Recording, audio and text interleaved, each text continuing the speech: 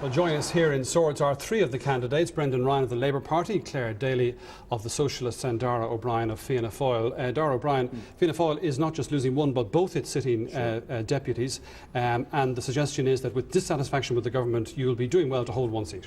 No, I think this election is going to be very competitive for us here. It always has been competitive.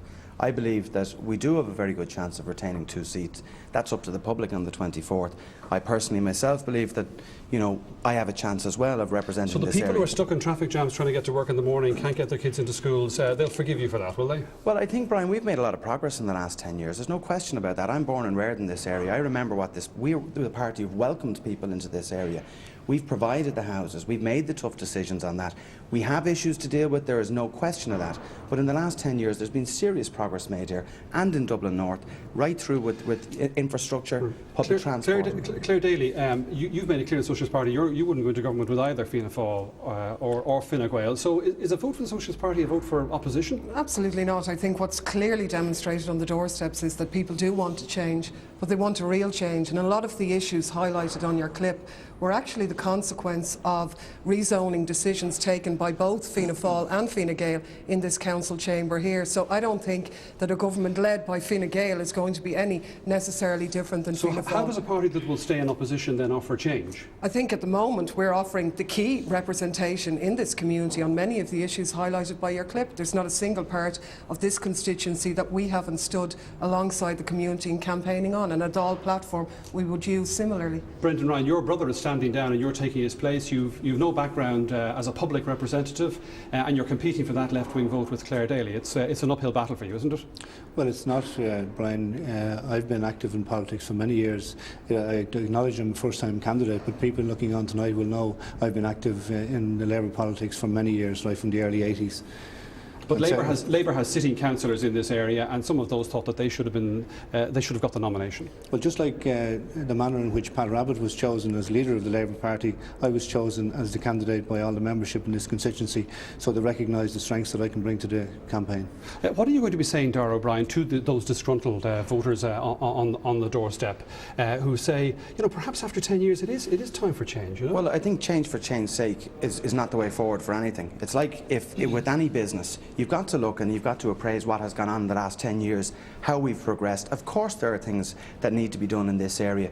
As I said, this constituency here has the youngest population of any. 32.5 is the average age. Young families that we're supporting through our policies. I think the 24th is about whether we continue doing that in a progressive way. If I could, Brian, I mean, I think Fianna Fáil have delivered here in this constituency for the construction industry solely, and if you look at their billboards and their posters and on whose land they're on, it tells its own story. The consequences of the situation that's been borne by young families, people living in unfinished estates, paying estate management fees, they're all as a result of the close links between this government and the construction industry. That's who's been delivered for. This is the former constituency of Ray Burke. Exactly. It is indeed.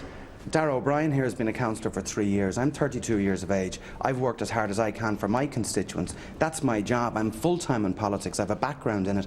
I want what's best for this area. It's nothing to do with any other sectors within it. This is about what's good for Dublin North. We've delivered for it. Brendan Ryan, Fianna Fáil has been attacking today the opposition's Labour and Fine Gael's economic policies, saying that they simply don't add up, that you're promising everything to everybody and it simply can't be delivered.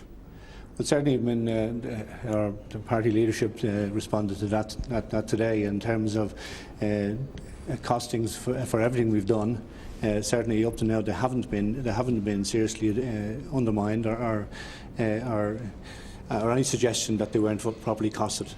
Clare Daly, a lot of the issues that you've campaigned on in the past have gone off the boil, if I can put it that way. The future of Aer Lingus, for example, water charges, the future of Aer Lingus, well, water charges, as you'll know, are due to be reintroduced. The future of Aer Lingus is a vital concern for the thousands of workers who work there, of which I'm one. It's a private company though now, isn't it? It's absolutely, and as a result influence. of the government decision, that management of that company are now proposing a pay cut of €5,000 a head. So believe me, that's a very big issue, as is the general race to the bottom in terms of workers' rights and conditions, which has taken place under the term of this government. No question that this is a huge issue for ordinary people. Just, Brian, if I may, this supposed race to the bottom, the best thing you can do for people is give them choice and give them jobs. We're standing in an area here that has practically full employment. I remember what it was like leaving school in 1992, and it was very difficult to get a job.